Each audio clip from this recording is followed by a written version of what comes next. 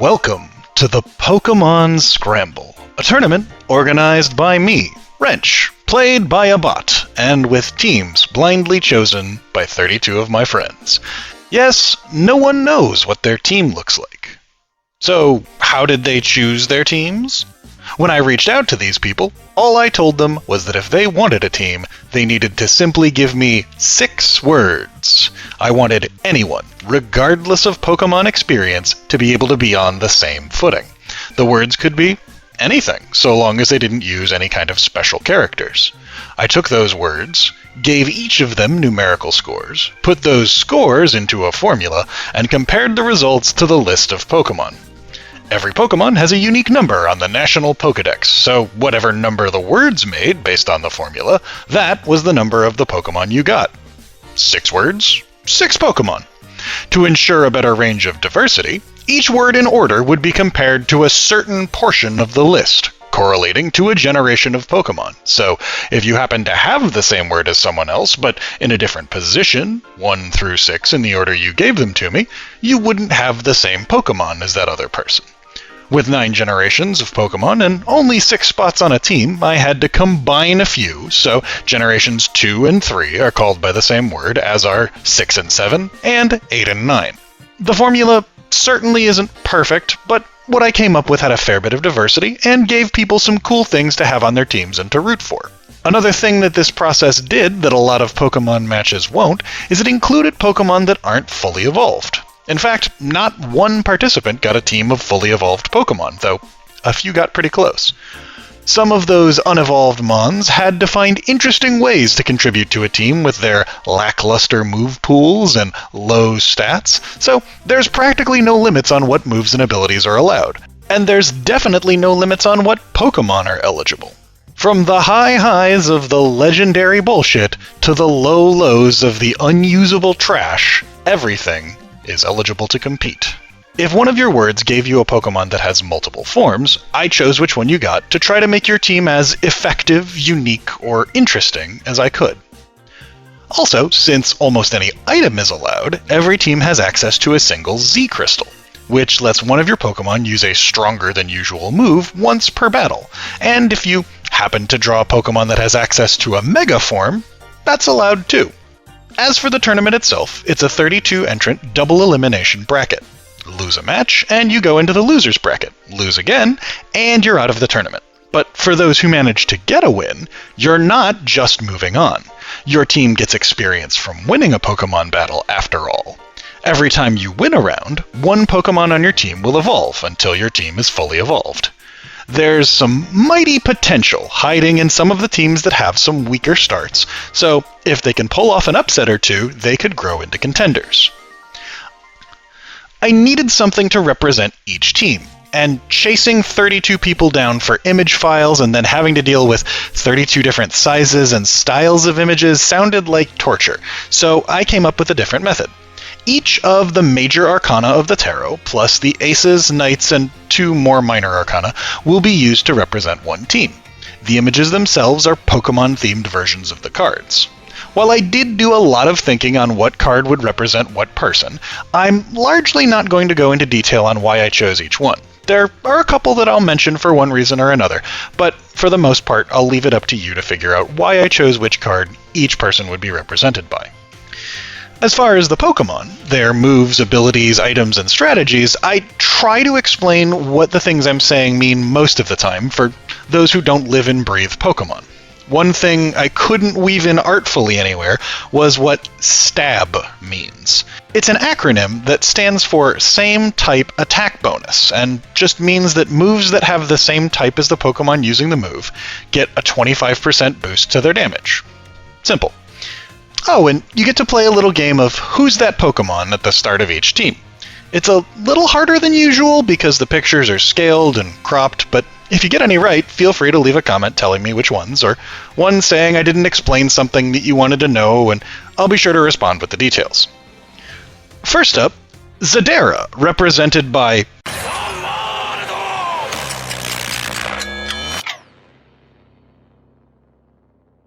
the World. He got 4 under-evolved Pokemon, but Electabuzz and Roselia still feel like they can contribute to the team. Oshawott and Cutiefly are going to have a harder time bringing meaningful value, but both have access to some useful supportive moves. Xadera's two strongest members are a Scrafty and a Basculegion male. Both are physical attackers, so Team World is going to have to get contributions from its weaker members if special damage is necessary. However, if Xadera decides to let a few of his members go down before bringing in the Ghostfish, it can get revenge with a move called Last Respects, that gets stronger the more of Xadera's team are already fainted. Interestingly, Basculegion is maybe the only Pokemon I can think of where the gender has a mechanical change for it. Well, I guess other than that male Combees simply cannot evolve, male Basculegions have better physical attack, and females have better special attack for some reason. Since Last Respect is a physical move, I opted to give Xadera the male to increase its damage, though it does make his two best Pokemon deal the same type of damage. Let's hope that doesn't cause any problems. Next up is FadedOasis, the Ace of Pentacles. Faded's Gen 1 Pokemon turned out to be Growlithe. Since it gained a regional form in Legends Arceus, but that doesn't change its Pokemon number, he kind of has a Generation 8 Pokemon in the Generation 1 slot. Neat. Anyway, Hisuian Growlithe adds the Rock type to the existing Fire type, and though not fully evolved, can provide a lot of value to the team with entry hazards and phasing moves.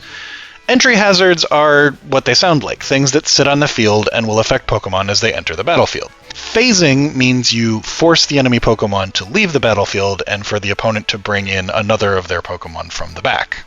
So those two things kind of work together. Pineco brings different hazards and can clear hazards that the enemy sets. Bramblegast has access to a healing move that also reduces the enemy's attack and is a decently strong attacker on its own. So with the right matchup, it could keep itself healthy while dealing big damage. Beartic has solid physical damage output, and Klefki brings damage-resisting barriers commonly known as screens, and is the main special attacker for the team. Only Mantike feels like it will struggle to add value here, but there's a lot of room for growth in Faded's team if he can get some wins going. Grif's team is represented by the Emperor card, and his team may just rule over everything.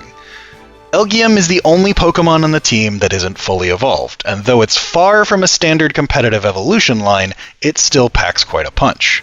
Mantine brings 2 immunities and solid special attack, and Vileplume is a competitive staple, bringing solid support, bulk, and decent typing along for the ride. So far, good, but pretty reasonable. However, Ursaluna with the Guts ability that makes it stronger when it gets burned or poisoned or paralyzed would be the best Pokemon on many of the teams in the tournament. On this team, it's easily third. Giratina's massive special attack, great bulk, and solid coverage is incredible, but I'd argue even that is overshadowed by Xerneas. It has arguably the most broken setup move in the game, incredible stats, the best type in the game, an ability that amplifies its fairy moves, and access to Psyshock, which covers for the fact that there's only one good physical attacker on the rest of the team. What the fuck? This is the tournament's villain as far as I'm concerned, and is going to be very hard to beat. I guess at least it only gets one evolution if it wins, so it doesn't get much better? That's some pretty cold comfort.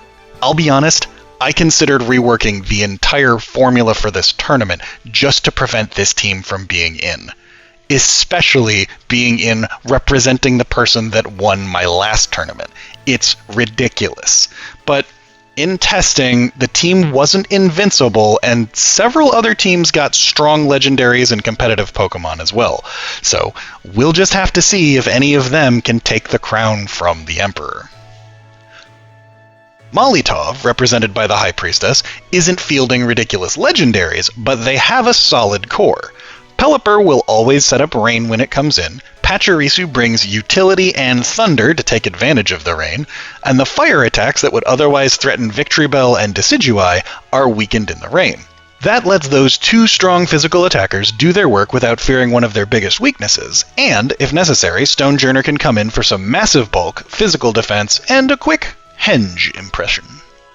Lampent is a little bit on the weak side, but with some damage over time options in Will-O-Wisp, Flame Body, and Curse, alongside defensive moves like Substitute and Minimize, it could eat up a lot of PP, which are power points, how many times each move can be used, and time from their opponents. Lampent is the only Pokemon on their team that needs to evolve, so they have a pretty great start, and Lampent's evolution is a strong special attacker, which would shore up the current slight imbalance in damage typing on the team. Molly's is one of the more synergistic teams, but it does have a fair bit of overlap in typings, which could lead to some problems down the road. Still, a pretty strong team. Pyunidae the Hermit has a similar bit of overlap in their team. Ceruledge shares the Ghost type with Trevenant, and the Fire type with Tepig. Tepig being an initial form of a 3-stage evolution line means it will lack quite a bit of power, but Focus Sash to keep from dying in one hit alongside Endeavor to reduce the enemy to Tepig's own HP could take an enemy by surprise. Both Ghosts are hard physical attackers that are running 4 attack moves each, one of which on each has a heal attached to it. Whirlipede is a cool middle-stage evolution with a great ability and speed boost, but its stats are middling and bugs are generally kind of lackluster. Pyun's real standouts will likely be Hariyama with the Guts ability and Bulk Up Drain Punch to get stronger and heal, alongside Galarian Weezing. This Weezing has the Neutralizing Gas ability, which turns off the abilities of all other Pokemon on the field. For those reliant on abilities, Weezing could be a huge problem to deal with. It's also insanely bulky, has great typing in Poison Fairy, and has access to both Poison and Confusion as riders to its attack moves. I could see a future where Pyun's team incorporated a Sunny Day strategy, as it would improve Trevenant's Harvest ability that gives it extra berries, would benefit both an evolved Tepig and Ceruledge as well. Also, Pyun's words form maybe the best sentence anyone submitted in the tournament. Liquid Courage's team will hope to bring death to its opponents while repping the tarot card of the same name. All 3 of her under-evolved Pokemon have clear value to add. Sandile brings Intimidate, which lowers an enemy's attack when it enters the battlefield, and can repeat using it thanks to the Eject button item that removes it from the battlefield when it takes damage. Morolol can use the perfectly accurate Spore to make opponents nap, and with no sleep clause in effect, the sleep condition can go absolutely bananas in this tournament. And Paris has both Spore and Effect Spore, which can give a random status condition between sleep, paralysis, and poison when contact is made with it.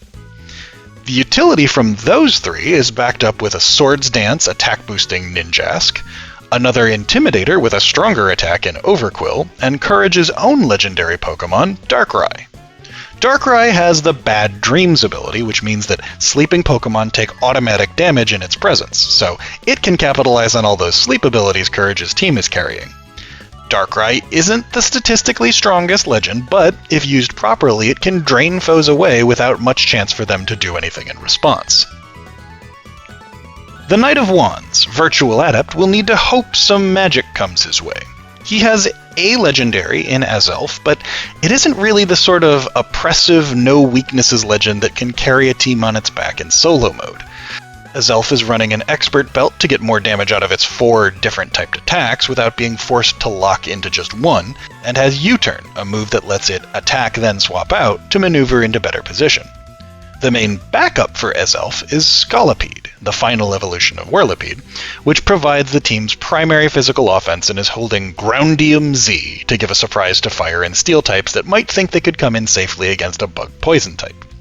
The rest of the team, well, Venonat might be able to steal an item with Thief after its Focus Sash triggers.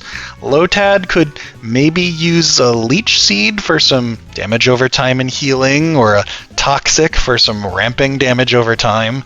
Rockruff can set up entry hazards like Stealth Rocks, and Quaxwell kinda sucks until it evolves. It's probably the best of the 4 that I just mentioned, but all the really good parts of the Gen 9 Water Starter kind of show up at its final evolution stage. If it gets a kill, it could grow to be a real threat with the Moxie ability, but that's a bit of an if. Positioning Azelf well using U-Turn and getting benefit from Scolipede's speed boost will be keys to victory until some evolutions provide more options for VirtualAdept's team. Sage is obviously the king of cups, because if there's one thing I know about him, there's always some Baja Blast nearby when he's around. Baja is even one of the words he submitted. His Cloyster picked up on the blast part of the equation, running Rock Blast to take advantage of Skill Link, which is an ability that ensures all of its multiple hit moves will hit the maximum number of times. Other than Cloyster, Sage has a huge typing problem. Two of his Pokemon, a bulky Gogoat and Capsakid, are grass types. Gogoat has substitute and healing options, and Capsakid could be cool when it evolves, but for now it's trying to eke out some value with gimmicky moves. The other three remaining are all either part or fully normal type, leaving Sage with some of the worst type diversity in the tournament, all in all only having 4 types on the team before any terrestrialization or evolution or anything like that. Fighting moves are super effective against 4 of his team members, with Galarian Zigzagoon taking 4 times damage from it. Diggersby is still a great attacker with huge power and a strong stab move in return to work with, but Sage's real ace in the hole is the tournament's first Mega Evolution Pokemon, Lopunny. I'm not sure why the main physical characteristic change when Lopunny Mega evolves is fur that looks like ripped tights, but it does give a decent buff to speed and attack when it goes Mega. It also adds the fighting type, but that won't particularly help with the fighting weakness of the team, and even in Mega form, Lopunny isn't particularly bulky. Still, Megas are cool, and hopefully Sage can use Lopunny to its fullest. His team lacks a bit of special attack, currently relying on Galarian Zigzagoon for it, which is hardly an optimal choice. Gogoat is more invested in defensiveness, but has some special attacking moves as well, but this team is mostly getting its work done through physical damage. That can be enough, but if Sage runs into a strong physical defender, his team might have a hard time breaking through. LowKey was dealt the Sun card. Her team's lowlight is probably Wimpod, a water bug that has to switch because of the Wimp Out ability if it ever loses half of its health. A Scraggy that gets stronger every kill it takes, and a Clamperl with an item unique to it that doubles its special attack are both potential contributors that still could use an evolution. Crawdaunt brings a priority move that goes before most other moves regardless of speed, and Nidoking, a Pokemon I've had some history with, brings some pretty amazing coverage and hard-hitting special attacks. LowKey's brightest star is probably Slitherwing, a Paradox Pokemon from the most recent games. This fighting bug, that I keep mistakenly thinking is a fire type, hails from the distant past and has an ability that benefits from being in the sun, which is probably the most synergistic thing that the tarot cards have had so far.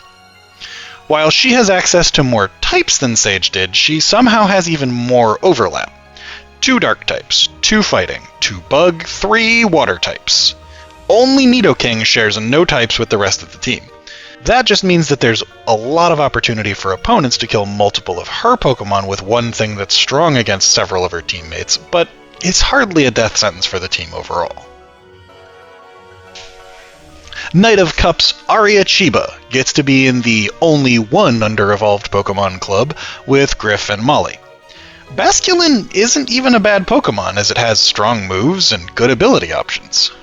Pyroar, sadly, isn't 2 lions. Since I have the gender set to random for most Pokemon, Pyroar has a chance to be either, and for some weird reason is one of very few Pokemon to have significant visual differences between the genders. Machamp adds an interesting dynamic and punch to the team with its no guard ability that means all moves hit with perfect accuracy for both sides while it's on the battlefield, and Luxray fills the burn yourself to make yourself stronger niche with its guts ability and access to a move that benefits from being burned. She has a legendary bird and a Ho-Oh, which, in addition to having a relatively rare strong physical fire move with no drawback, has the Regenerator ability. Fans of my previous tournament know that I think Regenerator is an amazing ability that heals when the Pokemon is swapped out. Fans of my previous tournament may also recognize AriaChiba's last Pokemon, Farigiraf, from being on her team in the Friendly. It looks like the Hoodie Giraffe just likes AriaChiba, and I'm pretty sure the feeling is mutual. Overall, a decent team that I would say is kind of a wild card. The Tower is arguably one of the most negatively associated cards in a tarot deck, so I struggled with who to give it to, for about 10 seconds before I saw that there's a Ghastly in the art. Domo loves Ghastly, so he gets the tower. Domo's team is a little all over the place, though. His Horsey wants to be as evasive as possible and maybe set up Rain for itself and Ludicolo, both of whose abilities make them faster in the rain.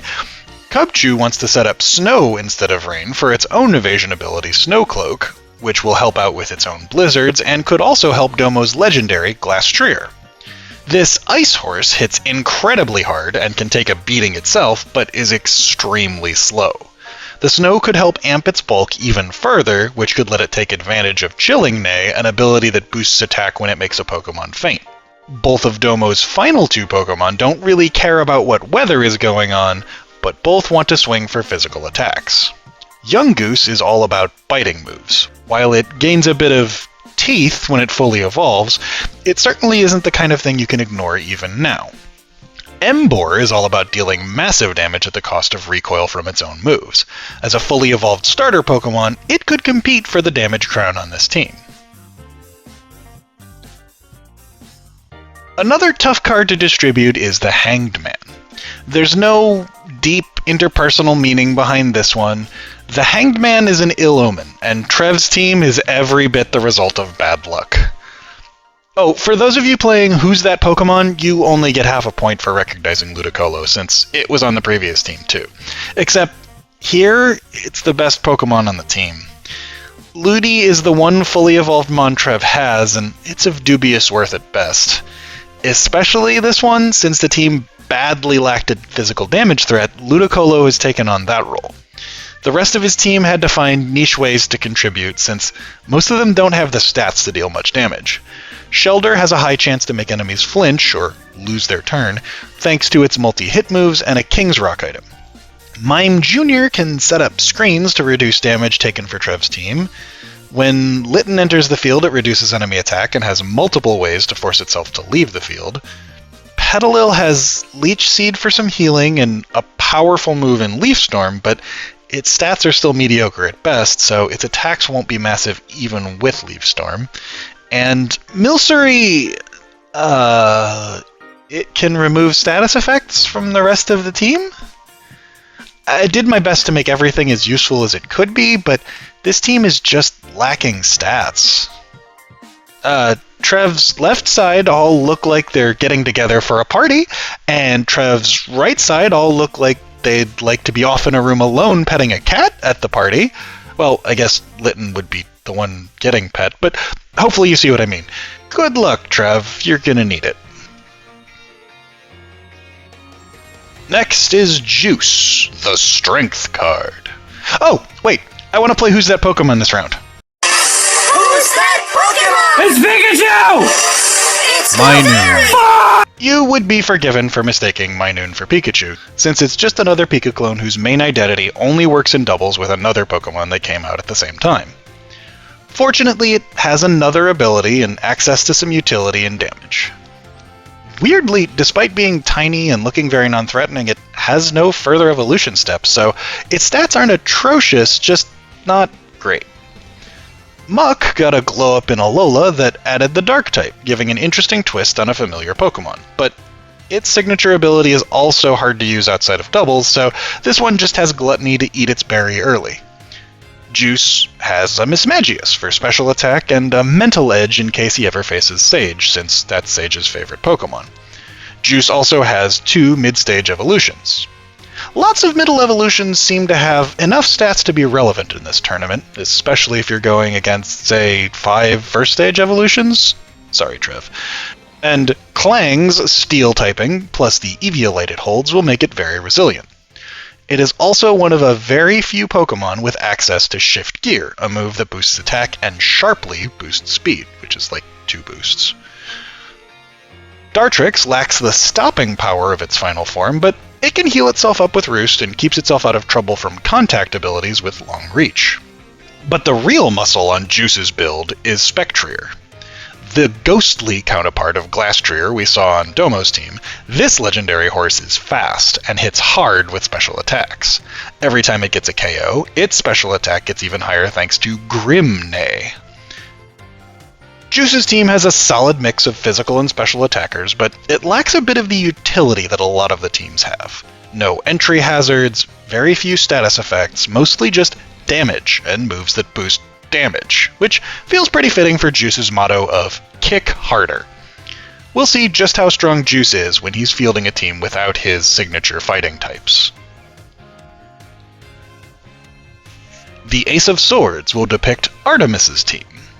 Trubbish is a little garbage thing that is mostly here to provide utility by putting up entry hazards and denying enemy boosts and items. Nidorina could catch something off guard with counter if anything is foolish enough to hit her with a physical attack and has a little bit of utility of her own. Exploud is all about special attack damage, but has chosen to specialize in stronger than usual moves that are less than perfectly accurate, and is holding a wide lens to help with that problem. Kilowatt Roll also does special attacks and adds some flinches and a boost to special attack whenever an opponent reduces any of its stats. Malamar's stats all change in the opposite direction that they should, thanks to the contrary ability, and it can trigger that effect itself with one of its own attacks, Superpower. Artemis's theme of stat changes is also worked into her legendary, Uxie. It holds a mirror herb, so if an enemy raises one of its stats, Uxie will copy that effect once. Conveniently enough, Uxie can use Swagger, a move that boosts an enemy's attack by 2 stages, and confuses it. Uxie's Mirror Herb will ensure that it gets the boosts, but isn't confused. Since the rest of Uxie's moves are physically damaging, if used properly, Uxie could be a surprisingly effective sweeper. But if Swagger is used at the wrong time with bad confusion RNG, it could just get Artemis killed. Rencamo's Wheel of Fortune gave them an interesting fate. They have a Grass, Fire, Water core that tends to be the anchor of some really solid teams, ensuring that for most matchups, Rencamo has something to switch to that will be effective. Oshawott is probably the weaker part of that triangle, being a first stage of a starter evolution line. Weepinbell is decent as a middle evolution and embodies the Wheel of Fortune by bringing a Starfberry, which will give a random stat a 2-stage boost. For most Pokemon, the berry would trigger at a quarter health, but thanks to its gluttony, it goes off at half. The third pillar of the trio is Crocalor, another mid-stage evolution. Eviolite as a held item gives it some of the bulk that it lacks from not having evolved to its final stage, but nothing can really make up for the missing ghost typing that it gets. Still, it has a solid move pool with good coverage options and some bulk, which make it a useful teammate. Rencamo's third middle child and second Crocodilian is Krokorok, which will look to trigger Moxie and boost its attack by taking knockouts, or it could boost its attack and accuracy by using Hone Claws. While it doesn't have any inaccurate moves, there are plenty of things in the tournament that will either try to reduce opponent accuracy or boost their own evasion. Rencamo's Z-item holder is Comfey, a sort of flower wreath thing that is incredibly bulky and has 4 different moves that heal it. But the real diamond in the rough for this team is Shedinja. Shedinja only has 1 hit point, but the Wonder Guard ability makes it take 0 damage from any direct attack that isn't super effective. It's also wearing heavy duty boots, so it won't die from entry hazards either. Weather effects like Sandstorm or a burn from Will-O-Wisp could kill it, but only a Fire, Flying, Ghost, Rock, or Dark direct attack will have any effect. 13 immunities is pretty great in the hands of a human, but the bot has to position properly to make good use out of it. Rencamo's team really is spinning a Wheel of Fortune with Shedinja, as it could be completely useless or impossible for an enemy to kill. Lily's cup runneth over as the Ace of Cups. Her team is pretty solid, so let's just start with Fracture. Even this medium-sized guy is still a dragon with a pretty solid attack stat, access to a priority move, and is given decent bulk thanks to Eviolite. I've brought up that item a lot, and it's because it only works on Pokemon that can still evolve, so it makes a good tool for a lot of the Pokemon you wouldn't normally see by making up for their lacking defensive statistics. Anyway, the rest of Lily's team is basically big, bulky Pokemon. Donphan can't be killed in 1 hit thanks to Sturdy, and Mamoswine has loaded dice to make its Icicle Spears hit 4 to 5 times every time. Both are running 4 attacking moves, though Mamoswine is maximum speed, and Donphan is actually running a speed-reducing nature. Malamar can hit things through substitutes and screens thanks to the Infiltrator ability. Instead of the ability the other Malamar in the tournament has that inverts its stat changes, this one can swap stat changes for both Pokemon on the field with the move Topsy-Turvy. Lickitung is running Belly Drum, which takes half of its own health away in exchange for boosting its attack to the maximum value, which is +6. Left to its own devices for a couple of turns, this thing might give out quite a licking. And lastly, I think the most interesting Pokemon on Lily's team, Runerigus. An ability that steals enemies' abilities when they make contact, a rocky helmet that deals damage when they make contact, and Taunt to prevent enemies from using anything but attacks make this thing a huge threat to most of the game's physical attackers. Its only real flaw is a lack of healing, but the bot cannot be trusted with the rest move, which is exactly what Runerigus would normally run. Instead, it has Iron Defense, which is good for tanking hits as well as making its body press attack hit harder. The Magician may have run away from Atlanta along with the other quality people, but Raptor will take up his mantle. Of the 3 grass types Raptor acquired, Roserade is probably the strongest pickup. Access to Leaf Storm, the downside of which is negated once by the white herb that it holds, gives it an incredibly strong stab move, and some decent coverage besides. Phantom brings some unusual utility moves, including a move that may use its own death to ensure an enemy dies along with it, Destiny Bond. C-Dot is going to rely on evasion, holding Bright Powder and bringing Double Team to try to avoid worrying about its awful defensive stats by never getting hit. Toxic, Leech Seed, and Foul Play will whittle away at enemies without caring about C-Dot's offensive stats, so it's set up to do its best. Raptor also has 2 Belly Drum users. First is Poliwrath, which can heal off of enemy water moves in addition to setting up for a sweep. But slightly more potential lies in Ice Cube, who will still go to half health if it uses Belly Drum, but will ignore the first physical attack it takes thanks to Ice Face, which can also be restored if it finds its way into snowy weather. Lastly, Raptor has a Venipede, the first form of the Whirlipedes and Scolipede we've seen on other teams. This little guy will try to add some entry hazards, or maybe eat an opponent's berry, but it's one of the weaker Pokemon in the tournament. Kind of awkward for me, since this is the Pokemon that my name gave Raptor. Though, to be fair, had he put my name in a different position, he could have had Hawlucha, or Zamazenta. Pretty amazing Pokemon, so I'm hardly to blame for this. Ryon will be represented by the Hierophant. His team is inordinately slow, which Hatterene can turn into a strength by using Trick Room to make turns go in the opposite speed order. Hatterene can also bounce back status moves to the enemy and deals solid special attack damage. Flareon is the big physical attacker on the team, also carrying the Z-Crystal for the squad. It will remain immune to fire even if it terastallizes to grass thanks to the Flash Fire ability, and could even benefit from enemy strategies thanks to Facade, which gets stronger if paralyzed or poisoned. Ryon's Prinplup, though neither fully evolved nor holding an Eviolite, should be incredibly hard to kill thanks to plenty of healing and Substitute. Solosis brings another Trick Room along with screens to keep the team from taking too much damage, and it also has an unusual item in Sticky Barb. If an opponent with no item hits Solosis with a contact move, it will take damage, and the barb gets stuck in it, meaning it continues to deal damage whenever that Pokemon attacks. Fomantis, though with low initial stats, could boost itself with the Contrary ability and Leaf Storm or Superpower. A wild card on this team is Swinub. Most of its moveset is pretty normal, but it carries a rarely seen one-hit KO move in Fissure. If that move lands, it will kill whatever is on the other end, whether it's a legendary dragon or a tiny bug. Vercingetorix joins the only one Pokemon that can still evolve club, and his team will play under the light of the moon. That's not some ability, just the tarot card. His team features a Smeargle, a Pokemon that can learn practically any move. This one has chosen to learn lots of multi-hit moves, including Population Bomb, a move that can hit up to 10 times. It also holds a King Rock, meaning that each hit has a chance to make the opponent miss their turn by flinching. If this thing goes first, say by getting some extra speed from Dragon Dance, opponents may never have a chance to act. An actual dragon, Dragalge, will also fight for Vercingetorix.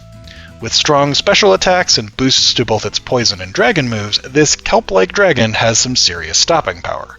And if I thought the Prinplup on the previous team would be hard to kill, the fully evolved version Empoleon sporting an added Steel type and holding leftovers may just live forever. What probably won't live forever is Cursola, and not because it's bad, just because of its unique ability, Perish Body. When an opponent makes contact with it, there's a chance that both it and the opponent will be put on a 3-turn death timer. If either stays in for 3 turns, they die. Blitzle is probably the weakest member of the team, but it still has a lot of attack investment and a couple moves that involve either itself swapping out or hitting a Pokemon that is trying to be swapped out. But the big guns on the team belong to Articuno. One of the OG legendary birds, Articuno has been massively helped by later generations' moves. Roost to stay healthy, Freeze Dry to take on water types, and Ancient Power to boost all of its stats could let Vercingetorix take on just about anyone. This team has zero type overlap, solid healing, and some hardcore hacks options.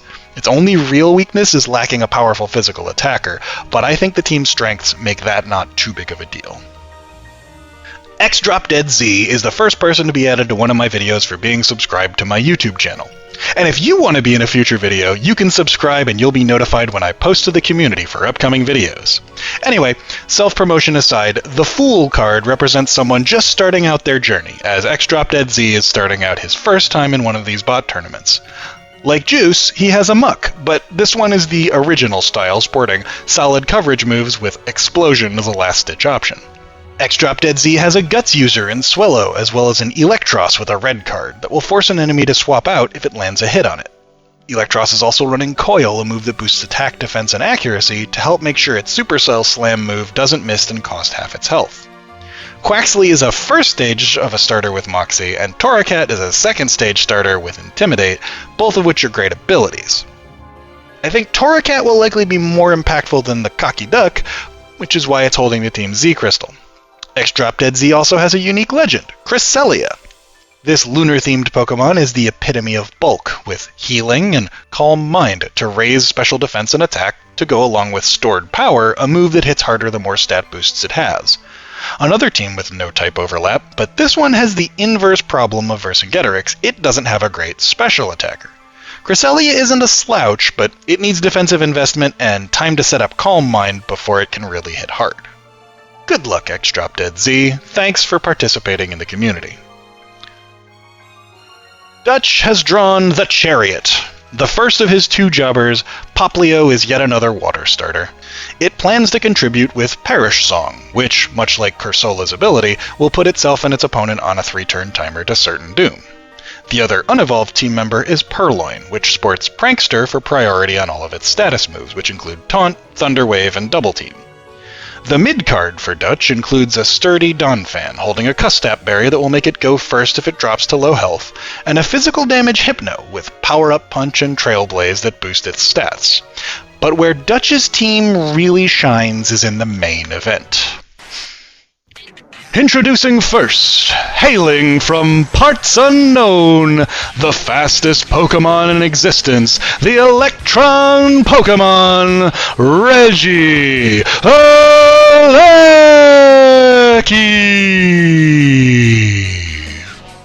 With its signature ability Transistor to power up its electric moves and holding Electrium Z for a massive finisher, Regieleki is a stablemate that gives the Dutch Chariot a shot at the title. But the real ace, the leader, arguably the most broken individual Pokemon in the tournament, is Shaman Sky. I know, you're thinking, how can this thing be more broken than Regieleki, let alone everything else in the tournament?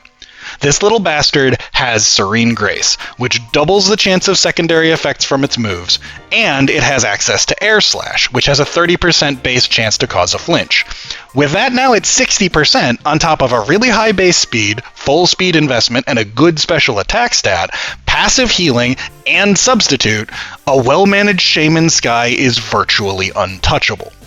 That doesn't mean the bot will know what to do with it, but I would expect this team to stay in the winner's bracket for quite a while. There isn't much mystery to why Flarolyn has the Lover's card. She's my wife. I'm not really shocked to see two water types on her team, considering she used to be a competitive swimmer and diver. And the two Pokemon also fill different roles. Kingler is a physical attacker that brings some imperfect accuracy moves along with Stomping Tantrum, a move that gets stronger if the previous one missed. Lumineon is a special attacker, with a decent array of coverage and secondary effects on its moves that can burn, confuse, or freeze. A Whirlipede holding Eviolite can last long enough to provide some entry hazards, and a Guts Ursa Ring can bring massive damage while burned with Facade or any of its 3 other damaging moves. Flarolyn also has Mabostiff, a depressed-looking dog that kinda looks a bit like Heen from Howl's Moving Castle.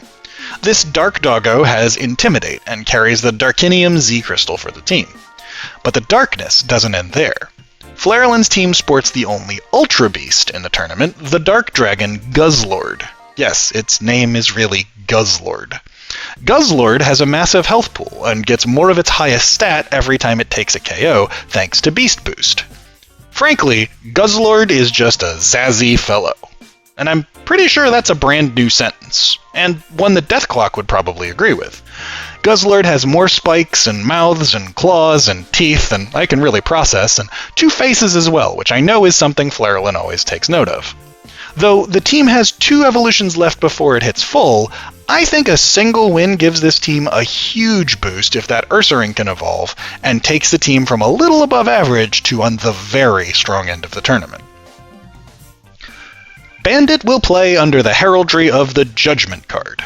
His team winds up being good in the sun, as his 2 grass types have sun-based abilities. Leafeon is immune to statuses in the sun thanks to Leaf Guard, and is a strong physical attacker. This means that Weepinbell is special attack focused, and it sports Chlorophyll for the sun to boost its speed, as well as 3 moves that all work better in the sun: Synthesis for healing, and Weather Ball and Solar Beam for damage. Weepinbell and Claydol can both use Sunny Day, and besides also having a Solar Beam, Claydol carries Ancient Power and Rockium Z. Bandit's Klefki holds a Toxic Orb, which can't hurt it thanks to being Steel-type, and has Switcheroo to swap items with an unfortunate victim. Jellicent is another of the very few Pokemon with different appearances based on the gender, and Bandit's is bulky, has a Covert Cloak to ignore secondary effects of moves, and has some irritating effects from Taunt and Cursed Body, which can temporarily deactivate opponents' options. Obstagoon will defiantly raise its attack 2 stages whenever an opponent lowers any of its stats, and carries Fire Punch to take advantage of the sun, along with some utility attacking moves, Knock Off and Brick Break, which remove items and destroy screens respectively. Only Weepinbell can still evolve on this team, putting it near the best it can be right from the start. But there's also not a lot on this team that is oppressive on its own. No huge legend with busted stats or broken strats, so Bandit's team is going to have to outsweat his opponents under the heat of the sun if it wants to collect wins. Murderbear, who fights for justice, has maybe the biggest gulf between the peak and the nadir of her team.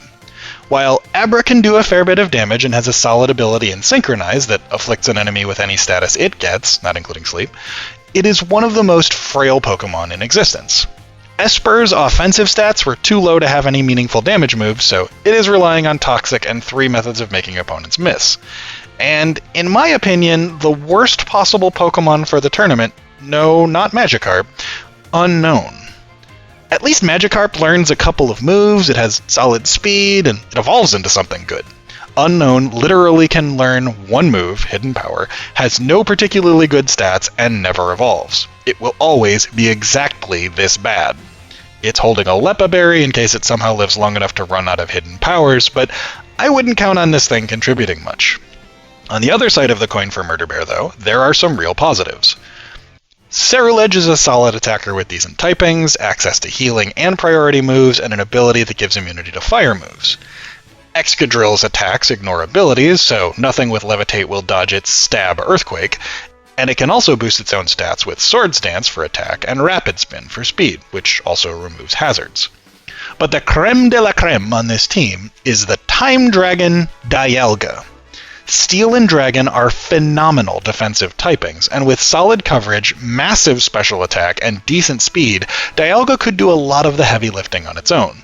If the top end of the team can pull the weight at the start, Abra could grow into a real carry in its own right, but it will always be a glass cannon. Esper gets better, but not great, and Unknown is deadweight. Still, a team with 4 carries and a support could definitely go pretty far, especially when one of those is a Time Dragon. The Knight of Swords will represent none other than Kallisti. For some reason, I've compared their team to houses. They have 3 fixer-uppers to start. Noibat is hot garbage in its current form, but undergoes one of the biggest statistical jumps when it evolves. At the start, it will struggle to accomplish much, but at least has access to Whirlwind that phases opponents, and Super Fang that will take half of their remaining health away. Morgrem will use Prankster to get quick status moves off, but is another Pokemon that gets much better in its final form. Fracture brings quite a bit of attack power even in this form, but can be a bigger threat after evolving. Then there's the lived-in category, of which Kallisti only has one. Wigglytuff is not what I'd call prime real estate, but it certainly retains some value. It has a massive HP pool, Wish for healing, a solid ability in competitive, and decent typing that all suggest it will be a solid contributor. Then there's Kallisti's McMansion. Sceptile is the tournament's second Mega Evolving Pokemon, and it's a really solid one. It gains a bit of defense and speed from an already solid base, with a little more attack and a lot of special attack. It adds Dragon to its typing, and its ability becomes an electric move immunity, and a special attack boost if an electric move hits it. Kallisti's Sceptile is a mixed attacker, and is therefore a rare instance of a Pokemon in the tournament with a nature that reduces the defensive stat to keep both attacking stats and its speed high. But the Malibu Stacy Dreamhouse of this team, that is Arceus. Pokemon God itself. Insane stat total, access to extreme speed, and the ability to change to whatever type it wants by its held item. Now, Kallisti's version of God will be remaining normal type to boost the damage of extreme speed, but it also brings bulk up and taunt, so it can be quite versatile. There's some issues with the bottom end of the team early, but there's already plenty of power, and with a couple of wins, this could easily be one of the most frightening teams in the tournament. Heller is the star of the tournament, or at least of the Tarot deck. He pulled a legend in Ho-Oh for himself, and with Heavy Duty Boots, Defog, and Regenerator, could be a frequent swap-in for both utility and damage. Cubone brings its signature Thick Club into battle, doubling its attack, so even as an unevolved Mon, it will sport plenty of damage. Joltik might lack for damage, but it has good utility, with Light Screen, the one that works on special damage, Thunder Wave, and Speed Swap. Tatsugiri might not have its big buddy to command, but it's a lot stronger than its small size suggests, with Nasty Plot to boost its special attack and Draco Meteor to go with its immunity to water moves. Heller's Z-move holder is Mismagius, a strong special attacker that also brings Nasty Plot to boost its damage, and solid type coverage in its attacking moves. Heller's final Pokemon, Komala, has a unique ability that means it is always technically considered asleep, which protects it from other status ailments. This sleepy friend is holding one of the few choice items in the tournament, this one a band, so whatever move it picks will be incredibly powerful, but it will only use that one move unless it swaps out and back in. Heller's initial team is pretty impressive, but some of his success will depend on the bot making sane choices, like not using setup moves then immediately switching out. I'm sure it will be fine. Nothing has ever gone wrong with my bots before.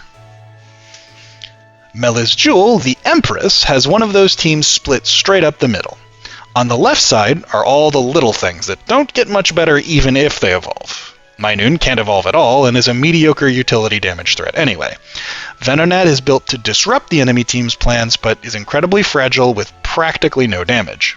Mime Jr. brings dual screens, and its damage with Psychic won't be meaningless, but it just doesn't have much else to offer.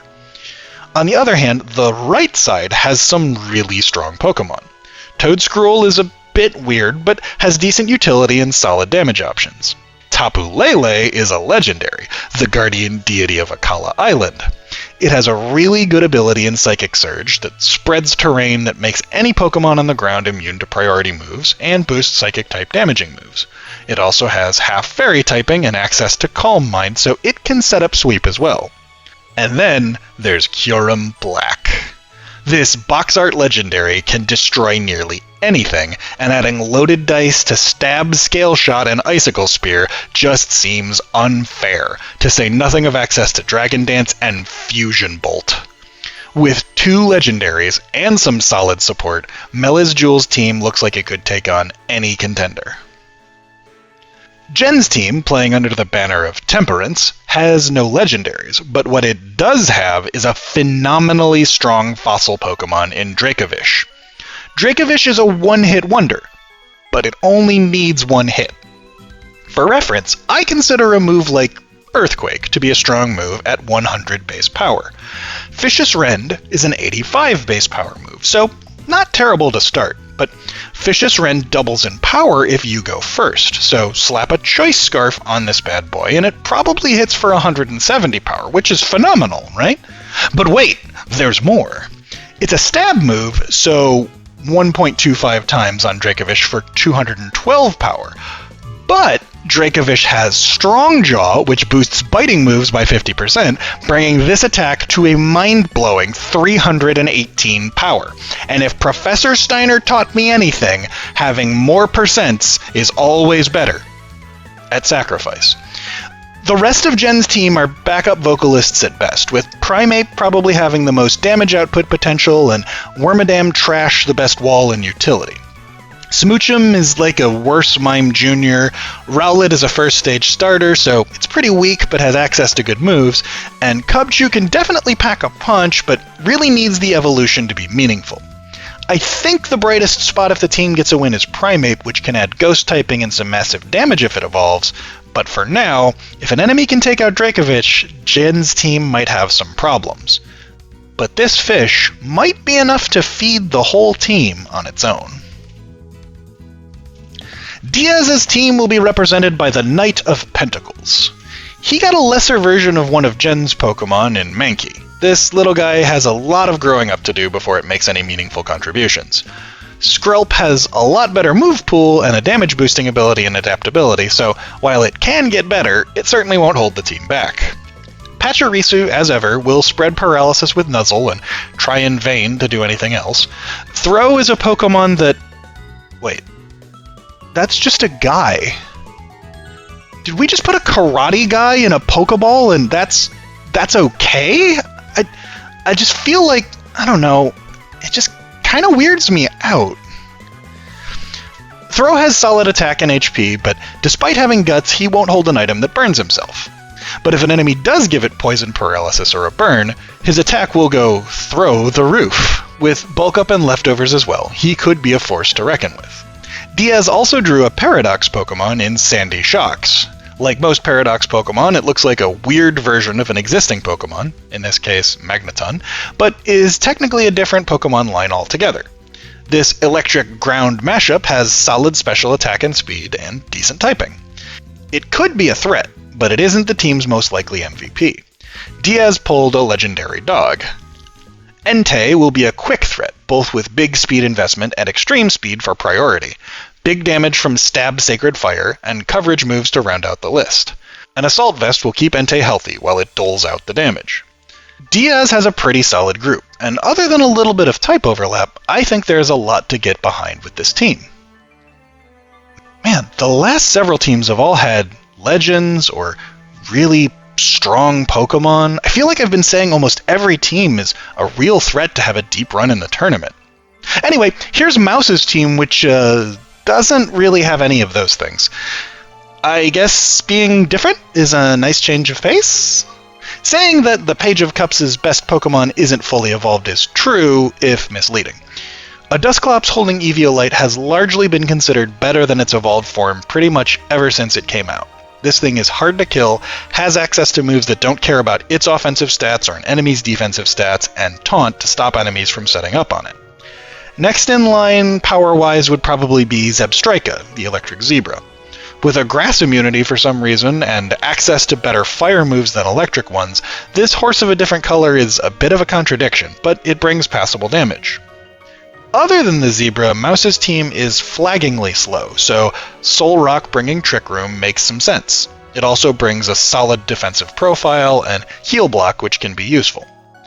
Dartrix is a middle form of a starter, so it certainly brings decent moves, but will lack the oomph of the evolved form. Nidorino sports the always risky Hustle ability, boosting its damage at the cost of accuracy. It's always weird to see a move like Sucker Punch miss, but that's what Hustle does. Mouse's last Pokemon, Milcery, is one that's shared with Trev, and that's about all that needs to be said about it. This one is holding a berry that hurts the enemy when it hits Milcery, which is cool, but a little hard to imagine. Like, does it spit the juice in their eye or something? And how does a blob of milk eat a berry? Am I thinking about this too much? Probably. A couple of evolutions would definitely help Mouse's team, but I'm not sure if it can get those wins with all the nonsense I've been seeing on the other squads. Good luck, cuz. Ace of Wands Minasunuki gets us back to Legends with an Azelf. This one is brave enough to run choice specs, making its 4 damaging moves' power massive, but limiting it to just using one of them over and over until it swaps out. Ryon is one of the physically bulkiest Pokemon in the tournament, even without being fully evolved, and it has a move that damages using its massive defense statistic as well, which it can further boost with Iron Defense, effectively using a move to amplify both defense and offense at the same time. Minchino is both adorable and dangerous, as Skill Link for maximum multi-hit moves lets it hold a King's Rock to make those moves all give a flinch chance, similar to Vercingetorix's Smeargle. Ponyta was a bit adrift for how it could add value, so this one decided to bring a one-hit KO move in Horn Drill. Low accuracy, but undeniably impactful if it lands. Mina's team has 2 Pokemon with form changes. Minior, I think, was a cool idea that never really got implemented properly. It has a shielded form that goes away at half health, changing its stats to be faster but less bulky. It also has access to acrobatics, meaning it can absolutely go nuts with flying damage when it uses up the white herb it holds to cancel the defensive reductions of Shell Smash. But probably the most interesting Pokemon on her team is Palafin. To go from 0 to hero, it has to swap out and come back in, but when it does, it basically takes on a superhero form, amping its stats like crazy and still having access to a unique priority move in Jet Punch, with some other solid moves like Close Combat in its arsenal. Mina's team isn't quite as flashy as some of those with big dragons and whatnot, but there's good stuff here. The final team of the tournament, playing as the Devil, Battlepenguin. Similar to Mina's Ryon, Cofagrigus has big defensive stats and Body Press that hits with that defense and Iron Defense to amp both. The Mummy ability that basically steals abilities on contact and the Rocky Helmet set Cofagrigus apart, but lacking the ability to heal itself is a bit of a drawback. Mothim can use Quiver Dance, a move that boosts 3 different stats, and its Tinted Lens ability means that even if it hits something not very effectively, the damage will double. The rest of Mina's team really wants to evolve. Steenie lacks access to its final form's best moves, Baltoy isn't as bulky as it needs to be, and even using Explosion won't deal that much damage with its awful offensive stats. Nidoran Male has a Quick Claw to sometimes go first, along with surprisingly decent attack for a first stage evolution. And Varoom evolves into one of my favorite additions of the latest generation of Pokemon games, but until it gets there, it will have to rely on good typing and avoid anything with a ground move to have a chance. And that's it. 32 teams, double elimination. The first pairings have been randomized, and here's the bracket. For now, each video will have 4 matches, though I will probably speed up matches that get caught in a loop to save time. The Pokémon Scramble is about to begin, so shake your opponent's hand and let's get a brand new tournament started. And since I didn't need to submit a team myself, I can be your unbiased commentator without people having to kick me out of my own videos this time. We'll be starting with Jen versus Ryon, FadedOasis versus Djoosah, Grif versus Molly, and Vercingetorix versus VirtualAdept. See you soon for the first battles of the Pokémon Scramble.